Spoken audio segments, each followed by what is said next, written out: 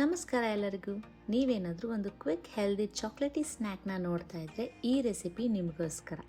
ಇವತ್ತು ನಾನು Chacko banana bread sugar ಹಾಕದೇ ಟೇಸ್ಟಿಯಾಗಿ ಮಕ್ಕಳಿಗೆ ಇಷ್ಟ ಆಗೋ ಹಾಗೆ ಹೇಗೆ ಮಾಡೋದು ಅಂತ ತೋರಿಸ್ತೀನಿ.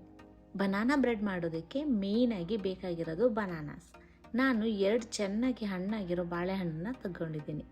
ಅದನ್ನು ನೈಸ್ ಆ್ಯಂಡ್ ಸ್ಮೂತಾಗಿ ಮ್ಯಾಶ್ ಮಾಡ್ಕೋಬೇಕು. ಆಮೇಲೆ ಅದಕ್ಕೆ 2 ಮೊಟ್ಟೆನ ಹಾಕ್ಕೊಳ್ತಾ ಇದ್ದೀನಿ.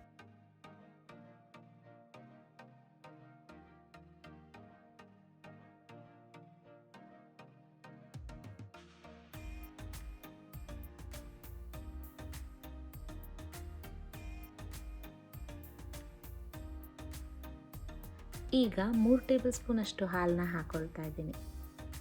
2 ಟೇಬಲ್ ಸ್ಪೂನ್ ಅಷ್ಟು ಮೇಪಲ್ ಸಿರಪ್ನ ಯೂಸ್ ಮಾಡ್ತಾ ಇದ್ದೀನಿ. ಮೇಪಲ್ ಸಿರಪ್ ಇಲ್ಲ ಅಂದರೆ ನೀವು ಡೇಟ್ ಸಿರಪ್ನ ಅಥವಾ ಹನಿ ಕೂಡ ಯೂಸ್ ಮಾಡ್ಬೋದು. 1 ಟೀ ಸ್ಪೂನ್ ವೆನಿಲಾ ಎಸೆನ್ಸ್ ಹಾಕ್ಕೊಂಡು ಎಲ್ಲನೂ ಒಂದ್ಸಲ ಮಿಕ್ಸ್ ಮಾಡ್ಕೋಬೇಕು. ಈಗ ಇದಕ್ಕೆ ಡ್ರೈ ಇಂಗ್ರೀಡಿಯೆಂಟ್ಸ್ ಹಾಕೋಬೇಕು. ನಾನಿಲ್ಲಿ ಓಟ್ಸ್ನ ಪೌಡರ್ ಮಾಡಿಕೊಂಡು ಅದನ್ನು 1 ಕಪ್ ಅಷ್ಟು ಹಾಕ್ಕೊಳ್ತಾ ಇದ್ದೀನಿ. ಮತ್ತು ಚಾಕ್ಲೇಟ್ ಫ್ಲೇವರ್ಗೋಸ್ಕರ ನಾನು ಅನ್ಸ್ವೀಟೆಂಡ್ ಕೊಕೋ ಪೌಡರ್ನ 2 ಟೇಬಲ್ ಸ್ಪೂನ್ ಹಾಕ್ಕೊಳ್ತಾ ಇದ್ದೀನಿ. 1/4 ಟೀ ಸ್ಪೂನ್ ಅಷ್ಟು ಬೇಕಿಂಗ್ ಸೋಡಾ ಹಾಕ್ಕೊಂಡು ಎಲ್ಲನೂ ಲೈಟಾಗಿ ಮಿಕ್ಸ್ ಮಾಡ್ಕೋಬೇಕು. ಮಿಕ್ಸ್ ಮಾಡ್ತಾ ಇರುವಾಗಲೇ ಸ್ಮೆಲ್ ತುಂಬಾ ಚೆನ್ನಾಗಿ ಬರೋಕ್ಕೆ ಶುರುವಾಗುತ್ತೆ. ಸೊ ಇದು ಬೇಕ್ ಮಾಡಿದ ಮೇಲಂತೂ ಅಷ್ಟೇ ಟೇಸ್ಟಿಯಾಗಿಯೂ ಕೂಡ ಇರುತ್ತೆ.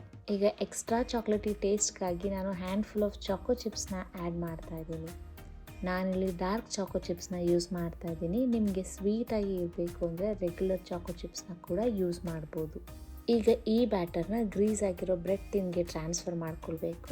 ಒಂದು 350 ಫ್ಯಾರನ್ಹೈಟ್ನಲ್ಲಿ ಪ್ರೀಹೀಟ್ ಆಗಿರೋ ಓವನ್ನಲ್ಲಿ ಇಟ್ಟು 30 to 35 ಮಿನಿಟ್ಸ್ ಬೇಕ್ ಮಾಡ್ಕೋಬೇಕು. ಕಂಪ್ಲೀಟಾಗಿ ಬೇಕ್ ಆಗಿದೆಯೋ ಇಲ್ಲವೋ ಅಂತ ನಿಮಗೆ ಗೊತ್ತಾಗಬೇಕು ಅಂದರೆ ಒಂದು ಟೂತ್ ಪಿಕ್ನ ಇನ್ಸರ್ಟ್ ಮಾಡಿ ನೋಡಿ. ಅದು ಡ್ರೈ ಆಗಿ ಬಂತು ಅಂದರೆ ಬೇಕಾಗಿದೆ ಅಂತ. ಕೂಲ್ ಆಗೋಕ್ಕೆ ಬಿಟ್ಟು ಆಮೇಲೆ ಕಟ್ ಮಾಡಿ ಏರ್ ಟೈಟ್ ಕಂಟೈನರ್ನಲ್ಲಿ ಸ್ಟೋರ್ ಮಾಡಿಕೊಂಡ್ರೆ ಹೊರಗಡೆ 1 to 2 ಡೇಸ್ನಲ್ಲಿ ಖಾಲಿ ಮಾಡಿದ್ರೆ ಒಳ್ಳೆಯದು. ಅಥವಾ ಫ್ರಿಡ್ಜ್ನಲ್ಲಿ ಅಪ್ ಟು 5 ಡೇಸ್ವರೆಗೂ ಇಟ್ಕೋಬೋದು. ಈ ರೆಸಿಪಿ ಖಂಡಿತ ಎಲ್ಲರಿಗೂ ಇಷ್ಟ ಆಗುತ್ತೆ. ಹಾಗೆ ಇದು ಗಿಲ್ಟ್ ಫ್ರೀ ಕೂಡ. ಶುಗರ್ ಟೆನ್ಷನ್ ಇಲ್ಲದೇ ಮಕ್ಕಳಿಗೆ ಸರ್ವ್ ಮಾಡ್ಬೋದು. ಅವರು ತುಂಬಾ ಎಂಜಾಯ್ ಮಾಡ್ತಾರೆ. ಈ ವಿಡಿಯೋ ನಿಮ್ಗೆ ಇಷ್ಟ ಆಗಿದ್ರೆ ಲೈಕ್, ಶೇರ್ ಆ್ಯಂಡ್ ಕಮೆಂಟ್ ಮಾಡೋದು ಮರಿಬೇಡಿ. ಮತ್ತಷ್ಟು ಹೆಲ್ದಿ ರೆಸಿಪೀಸ್ಗಾಗಿ ಗಂಧದ ಗುಡಿ ಕ್ರಾನಿಕಲ್ಸ್ನ ಫಾಲೋ ಮಾಡಿ ಅಂತ ಹೇಳ್ತಾ ಮುಂದಿನ ರೆಸಿಪಿನಲ್ಲಿ ಮತ್ತೆ ಸಿಗೋಣ. Thank you.